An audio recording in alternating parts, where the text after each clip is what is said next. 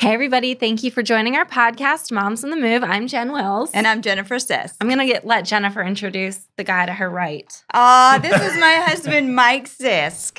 Yay! It's great to be here. We're finally meeting. Yes. And to my left is Brian Pearson. Brian Pearson. Oh, my God. I just had it. Executive coach. No, it was. Let me help you. No, hold on. We're going to get this right. We do this all the time. Strategist, executive coach, Brian Pearson. You did it. Way to go. Guys, we're really comfortable with this group, so we're just going to be silly and probably screw up some. But we got some fun people here. Yeah, and maybe somebody will show up, take Mike's place soon. That's good. There you go. See? Okay. Right Yep. there. Okay, you got it? Brian Pearson. Yep. Okay. Brian Pearson. Good to be here. Yep. So you have quite the title. Very fancy if you add 4 words to it. Oh, yeah. He does many things. Yeah. True. So you are, a career coach, essentially. I'm a business coach. Yeah. And I guess that's how you could say it, right? Yeah. So 3 things, Mm-hmm. people, processes, and profits. So when companies get in trouble and people like Mike get in trouble, Mm-hmm. I help them out. So Mike is here so he can shame you. Absolutely. He did bail me out. So literally. So he has, so personally, that's how you're here, because you used him to assist with your job growth. Yeah, well, yeah, exactly. So, one of the things in my role is you deal with a lot of different issues, on a regular basis. And in our case, we're dealing with an awful lot of issues. And sometimes you need a little bit of help to unclutter your mind and help you take an objective look at everything that's going on, make you step back. And so Brian did that for me, personally in the things that I do. But he also came in and did a 2-day strategic planning session for our companies, 2 of our companies. We own 3 companies.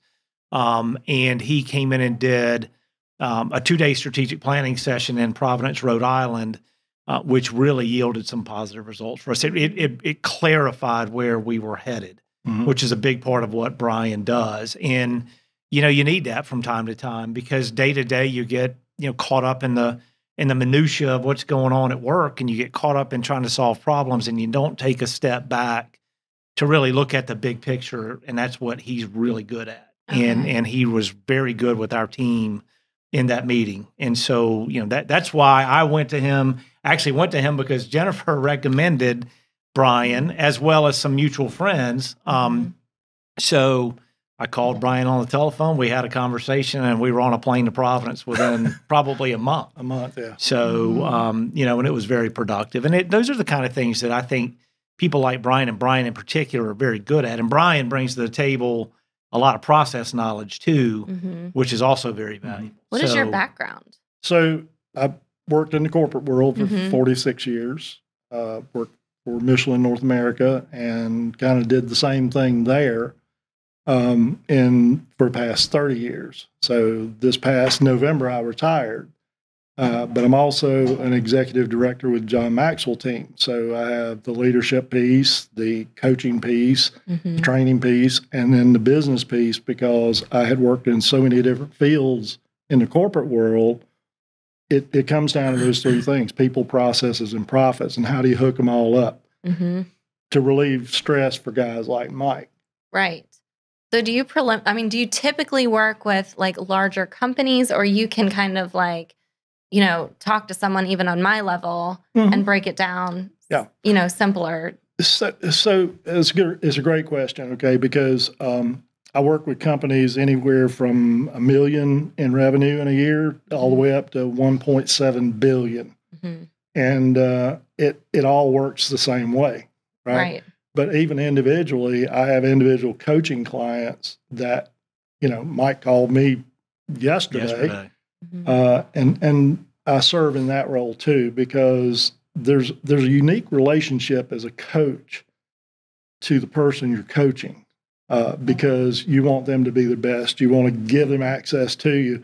So, for Mike is a great client because not only is he a friend, but he's a client. and we have a great relationship because we speak similar language, and I can understand where his problems are, and then we work together to come up with solutions. So, you know, on a personal level, and you probably won't answer this in just a minute too. I help him because I'm a coach myself, but I can only help him to a certain level. And I had learned about you or started following you, a year ago or more? Yep. And when it got to the point where he wasn't sleeping, he was worried every single day. I knew he needed somebody that could resonate with him at that level.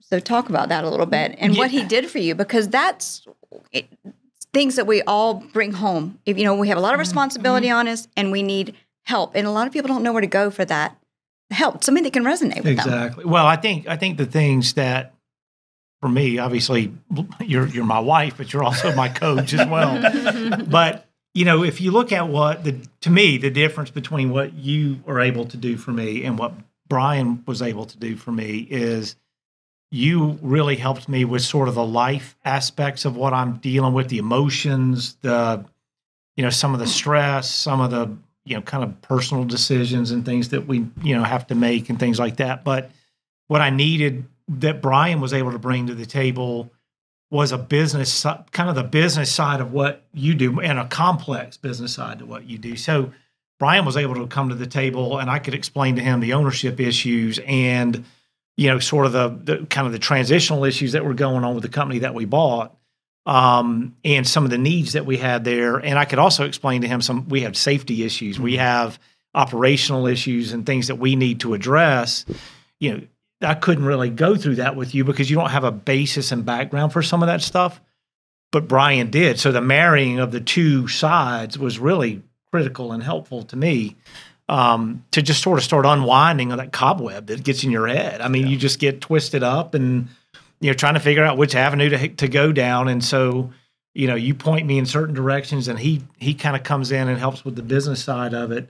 And not only me, I mean, he helped our business team with trying to, put certain aspects of the business together and certain people together. And that to me, that's where the business side of what Brian does was so helpful. With an organization like ours, with 3 different companies, 3 different, sets of management teams and all of that, bringing that Michelin background, frankly, to the table, those standards and the things they're taught, and that he, I'm sure, taught himself was really helpful, to me. Yeah. So, Mike, you bring up a great point, and we talked about this in Providence. I was trained by Christian Simpson, who's #1 executive coach in the world. He was with the Maxwell team. They've now transitioned. So John's out. He's my mentor and my business partner.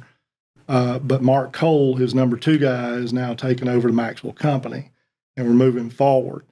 But what I learned from Christian is this, and I told Mike this. I said, he was the most brutal British human being I have ever met because he dealt straight with the facts, right? And he taught me something that was counter to what I had learned in the business world, which was cause and effect, and then polarity, the first 2 natural laws. So cause and effect, we'd always use it to figure out problems. But what he said was this. He said, you put the causes in place to give you the desired effect that you want. Now, you can apply that to business. You can apply it to life. You can apply it to a lot of different things. But that's what happens in a lot of people's minds and in their world. We don't want to get to the standards that are going to give you the predictable outcome. So it's like when you set up a schedule, if you're taking kids all over the place and something changes, it just blows the whole thing up, right? But in the case of Mike, and what you told me, Jen, is this, it's causing him to lose lack of sleep because he can't see everything at once. And joy in his day. I mean, he was so tight. So how did you help that? Because that's what people need to understand. There's support out there. Yeah. So for you, I mean, being a life coach, you ask questions to try to understand first so that you can give a kind of a prescription. So Mike and I are able to talk the same language because I asked him from a very business position based on the facts, based on the financials, and based on where the problem areas were. And getting that clarity first was the key. And once I started talking his language, because I think we spent, what, Mike? It was 2 hours on a Sunday on a Zoom call. Yeah, we had, I think, 3 calls before we actually took the trip. We actually had calls while I was working at home with COVID. So we were having our calls then, and sort of laying out, what all the issues were. And part of the challenge was, and the discussions we had were we have multiple paths we could select, right? And that was part of the stress, is which path do we go down? Because we can take this path and it yields these results. We can take this path and it yields those results. So we had to talk through a lot of that to sort of figure out. And I came into the call sort of knowing where I wanted to go, but exactly what that was going to look like, I wasn't quite sure. And bouncing that off you were able to kind of help clarify some of those things. Do you help people in transition, like with, okay, I'm in this space, I'm in this block, I hate work right now, which is very common. I think that like all of COVID hasn't helped anyone because it seems like everything's been affected in the business world at this point. So is there like a blunt conversation of like, well, it's a job, you're expected to be, or like, how do you approach when people come to you like, do I leave my job? Should I move? What are the signs that you should move on from a job? That's a great question. And I see Mike over there laughing because we had that brutal conversation, right?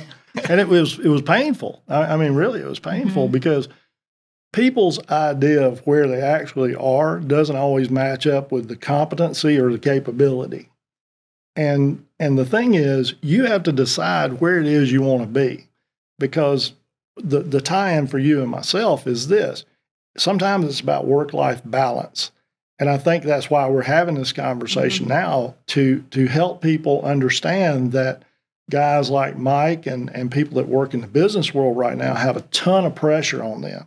So I become a thinking partner for him, and together we just kind of game it out and get clarity. So yes, for people in transition, I do that. I do it for individuals. Even I do assessments. I do DISC assessments for even college kids that are, rising seniors in high school that maybe we want them to go to college and can't decide what they want to do. That's the other piece that I bring to the table, because I was taught how to do that through leadership, through people skills. I was one of 2 facilitators in the company, and it was our premier course. So it's all about behavior, the 4 quadrants of behavior, dominant, submissive, warm, and hostile. And we all, boy, that looked great, didn't it? I mean, don't hire this guy, he's clumsy. But the thing is, we all do things sometimes based on emotion. And sometimes that emotion comes out because you're frustrated, you don't have the answer, you don't know exactly where you want to go. So that clarity piece is really, really important. And once you get that clarity, you can set up some options.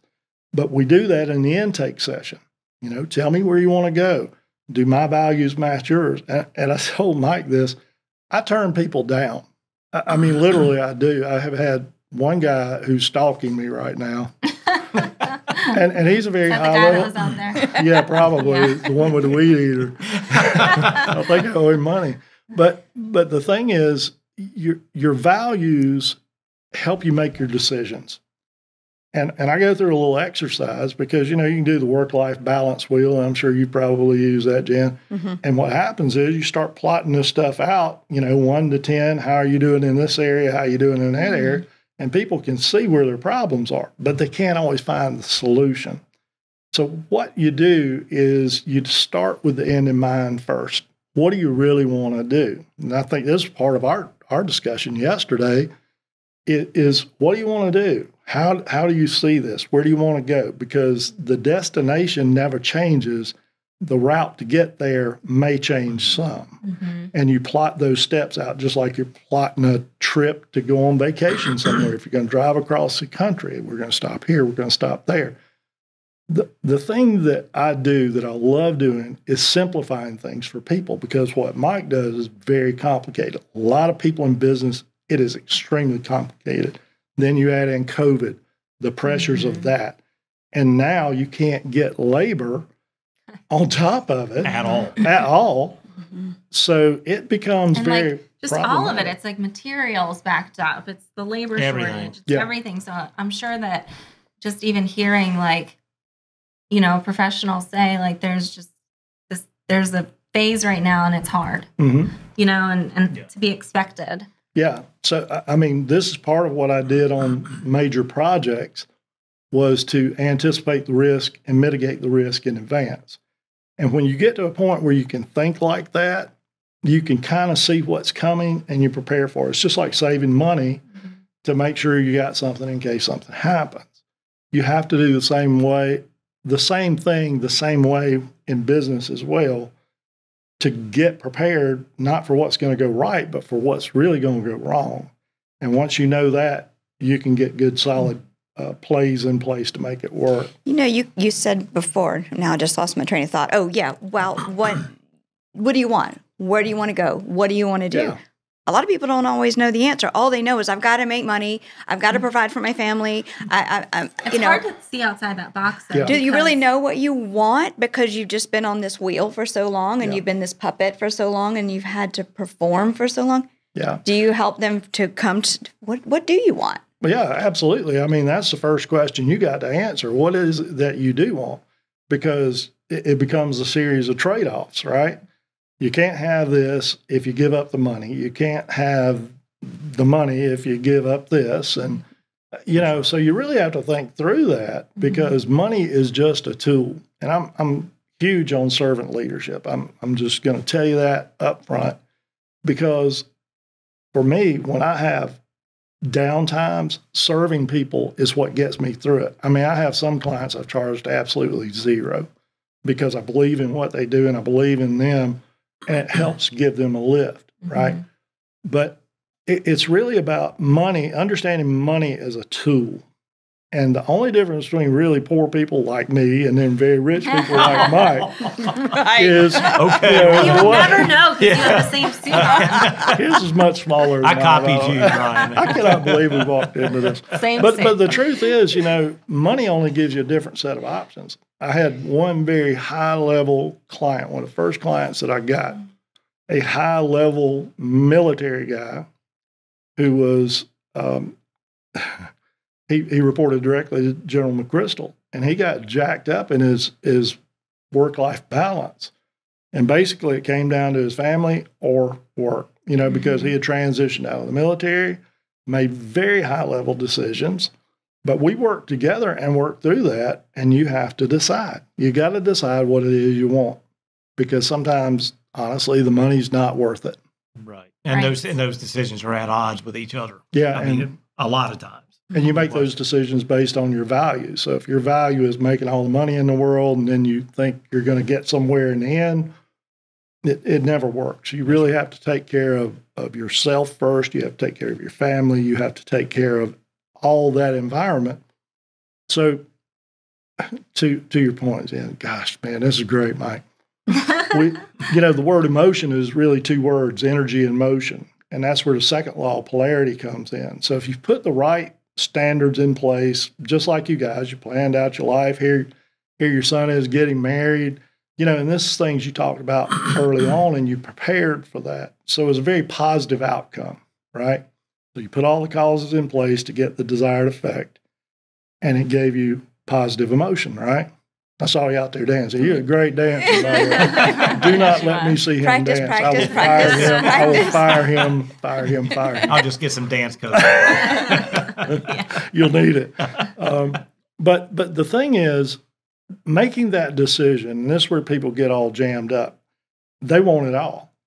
But you can't really have it all. Why? You're told you can have it all. You know, like the world, society, your environment. It says you can have it all. You can have it all. Yeah. Well, you can. I mean, but I've seen people with a lot of money who are miserable, and I've seen people with no money that are extremely happy.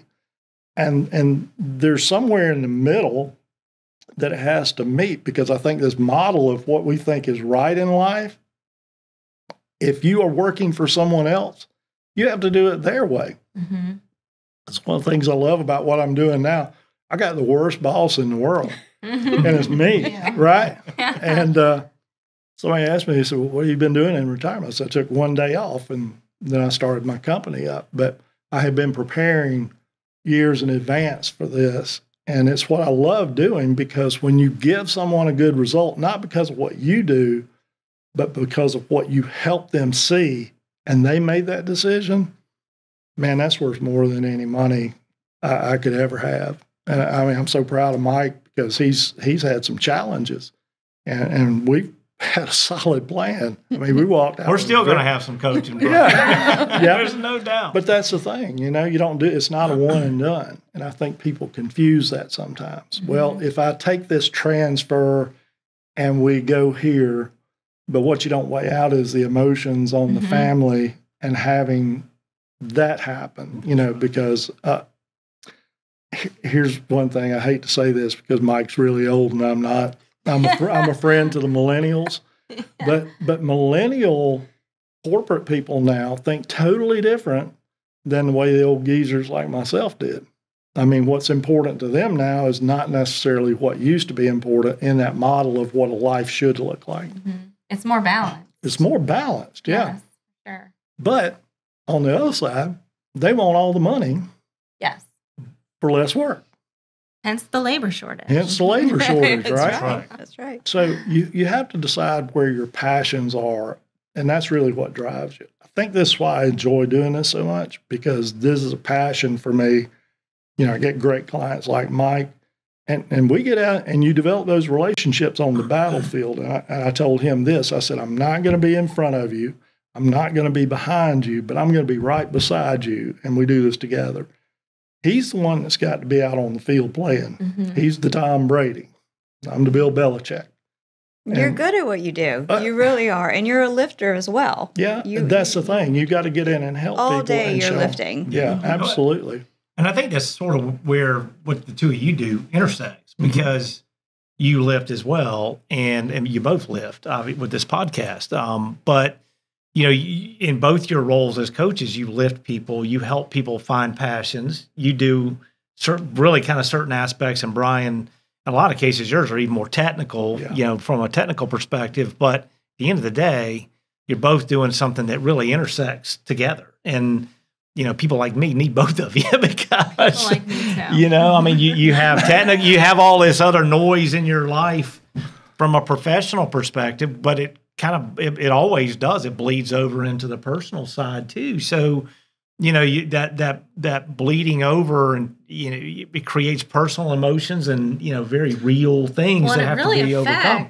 When you, as a spouse, when your husband or wife is overwhelmed or miserable at a job, what you just said, it bleeds over to the family. Absolutely. And there's sometimes, like, I remember growing up, my dad, he's an attorney and a CPA, and his stress level, he'd come home and it was very intense at home, and you can't turn it off. Yeah. So it's difficult. A lot of times, like, that turning it off, and it's really, really hard to do. And whether it's like traveling pressure, financial pressure, or trying to do it all, having that expectation to try to do it all.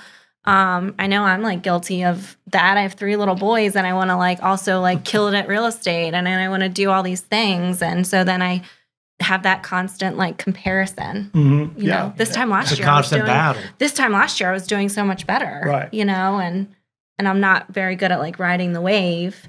But I mean, yeah. I need to bounce. That's why I'm surrounding myself. That's why I started the podcast, for free advice. All right, Jen, let me.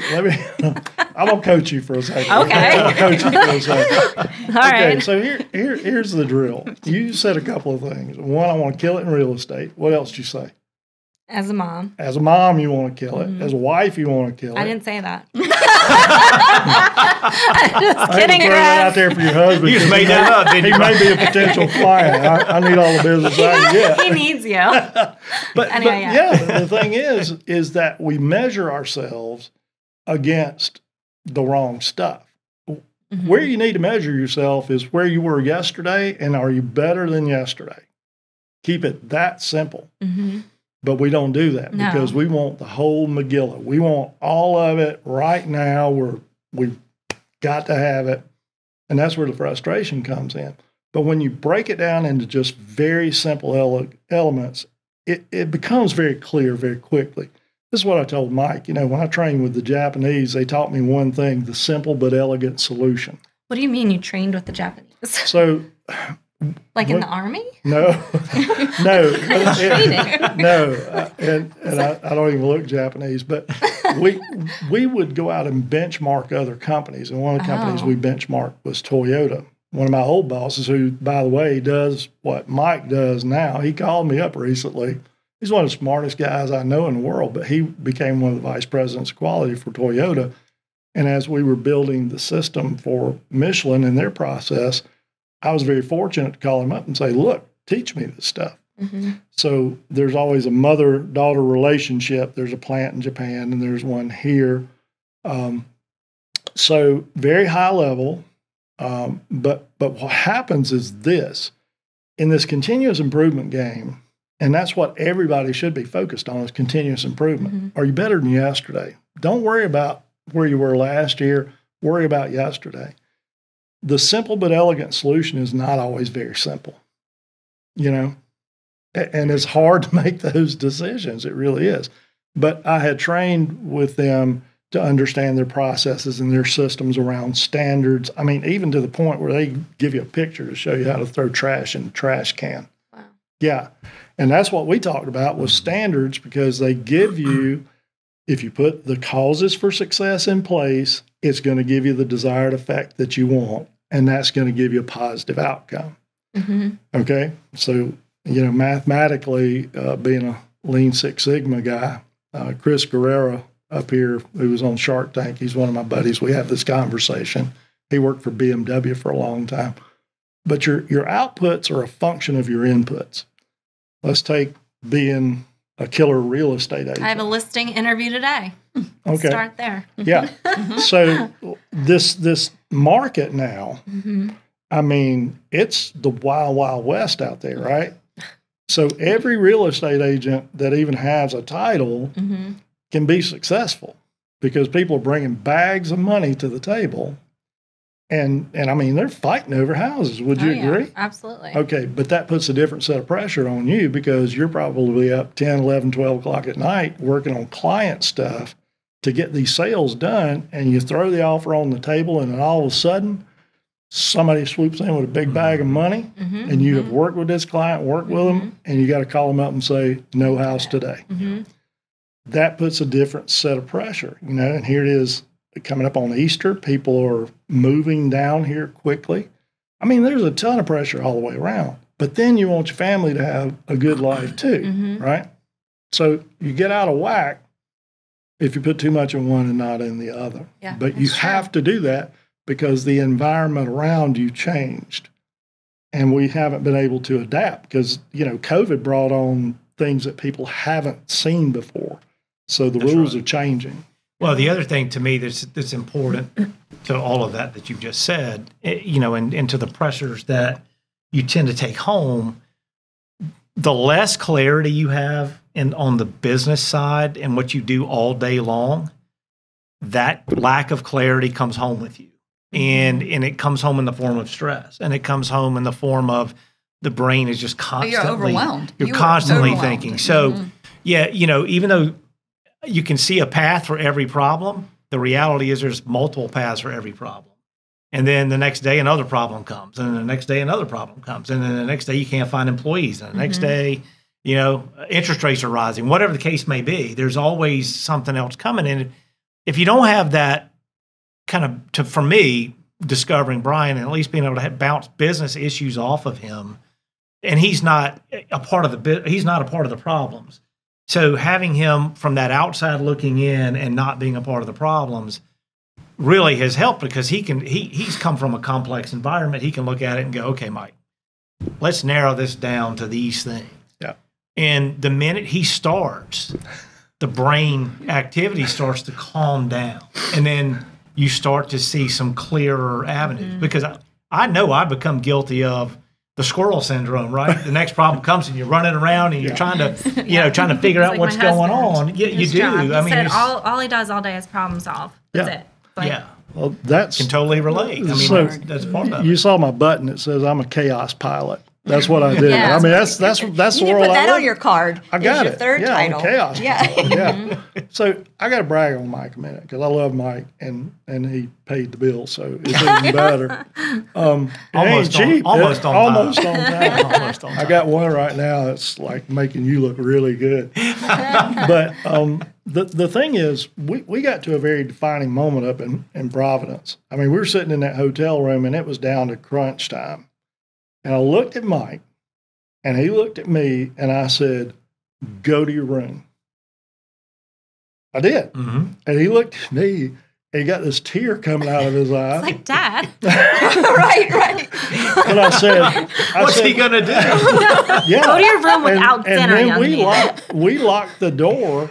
But what happens is, and I always say it this way, it's hard to be a prophet in your own land.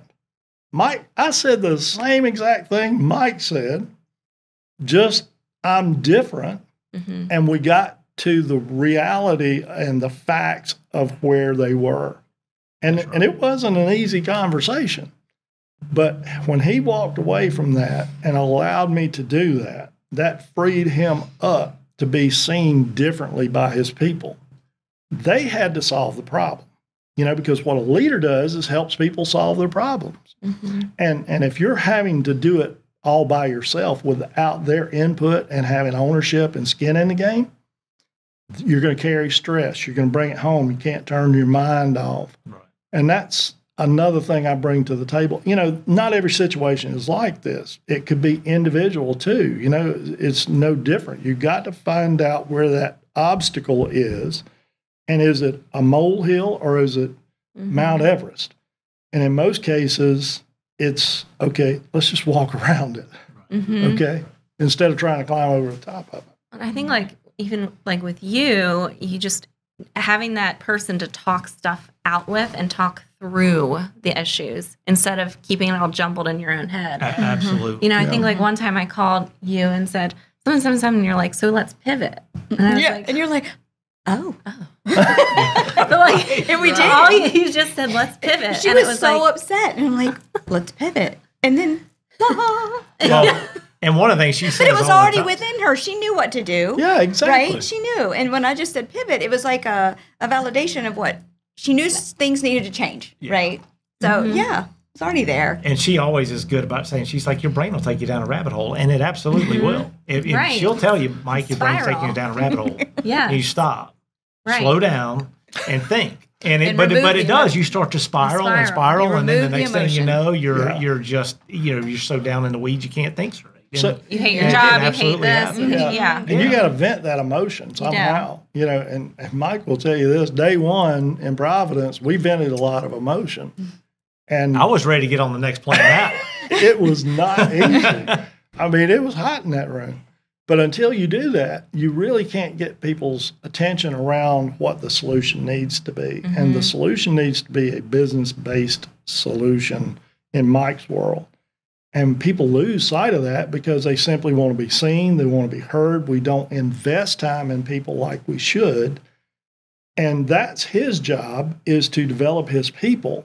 And if he's not good, how's he going to do that for other people, And he has so much heart in it. Oh, yeah. He's 100% invested emotionally and in every way. He wants to be successful. Yeah. He wants the businesses to profit, to do well. And so when things get the way they do. Well, and sometimes that gets in the way of me being able to effectively communicate it too. Yeah. I mean, it truly does. And so, again, having Brian in that room in that session helped because, and I asked Brian to make it crystal clear to everybody how important and imperative and urgent this issue was, but he was able to do it in a very firm way. But he wasn't invested in it emotionally, and in every other way, day to day, like I have been. He was there to express based on what he has seen, what the issues are and how urgent they are. So he was able to do that effectively in a different way than I would have done it. And so the two of us together, really worked well together. And then when he really kind of took it over and said, get out of here, he was able to create everybody in the room understanding we've got a sense of urgency here. We need to get this done and we need solutions. And it really began to pop because we started diagramming things on the board, and we ended up walking out of there with some really clear action steps. Could I have gotten there over time? Maybe, but having somebody like that really could digest this, that had come from his background and had seen this complexity, it made all the difference in the world. It's okay to ask for help. Absolutely. And I feel like that's for both, help. both of you. I mean, it's just to talk through things. And I know a lot of people are going through job stress and life stress and all the kinds, but that's why people like you are here to help guide people like us. That's right. Yeah. Right. I mean, it's true though. Cause we might have, we might have some abilities, but talking through stuff is usually not one of mine. And, especially when you're living. It's easy to overwhelm, to get that overwhelm. Yep. The thing is, we get very direct sometimes, and especially in those situations. I was thinking from your perspectives, you get directed with your husband. Well, you got to do this, you got to do that, and here he is, his head's about to explode because he doesn't have the answer. But how we frame things for people, and there's this framing and reframing of how you speak to people. You need to speak as if you're there to help elevate them, not to beat them down and remind them of the situation. There's a time for that because people are very resistant to change. And that's one thing about the simple but elegant solution. It's a good change. The Japanese use the word kaizen, good change. But too many times, what it requires to make that change, I mean, it's life-changing sometimes because people don't want to give up their old ways. It's the fear of the unknown. And if you're driven by fear, you're going to make the wrong decisions. So decisions have to be made based on your values. And one thing I loved about working for Michelin for all those years, and one of the reasons I stayed, when I first became a manager, Francois Michelin took us in as manager, new managers, and he said, your most valuable asset is your people.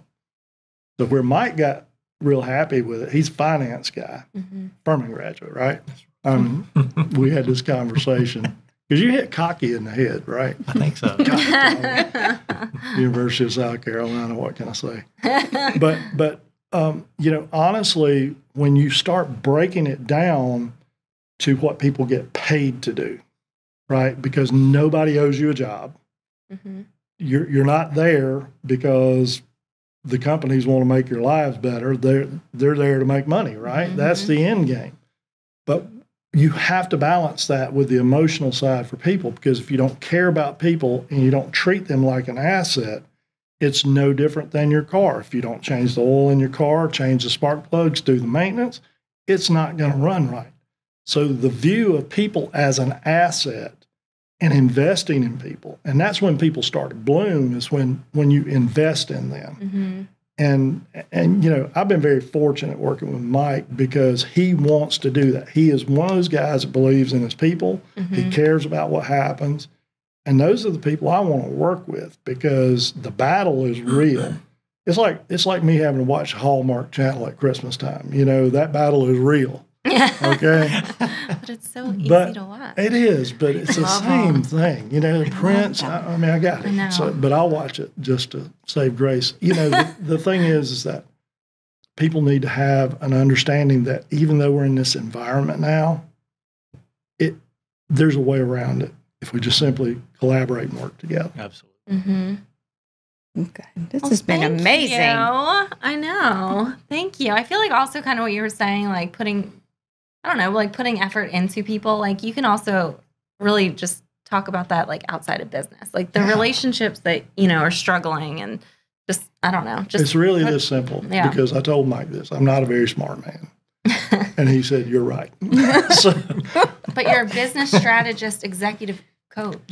Yeah, because I take the smart. Something of chaos. What is it? I'm a chaos pilot. Yeah. Chaos pilot. When I love that. When the plane's going down in flames, I'm the guy you want. People don't care until they know how much you care. And sometimes caring is holding people accountable and dealing with the facts and having hard conversations. But Mike is really good about that because he's got the hugest heart.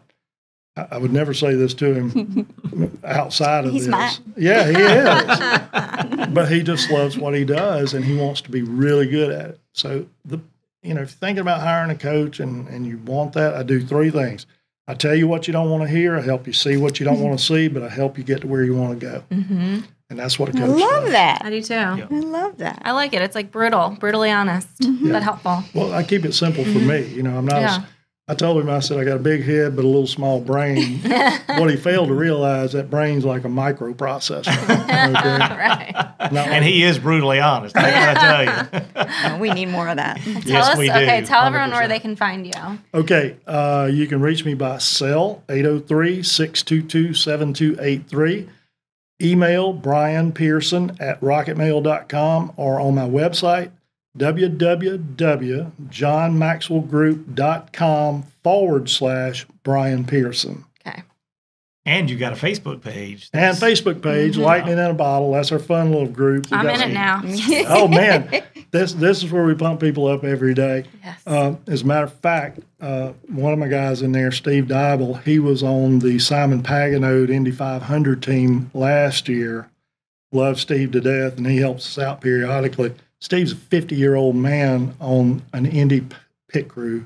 Wow. Yeah. And, so amazing. I get to work with some really, really amazing people. And we're in there. Yeah, that was cool. Yeah. We're awesome. You are awesome. This has been great, Ryan. Thank you guys so Mike. much. Oh, Thank you thank you. both for Really coming. enjoy being here. Absolutely. And no fights broke out. That's right. I know. Yeah, It's because you're We're afraid. matching. So. Don't be afraid of me. I'm a nice guy.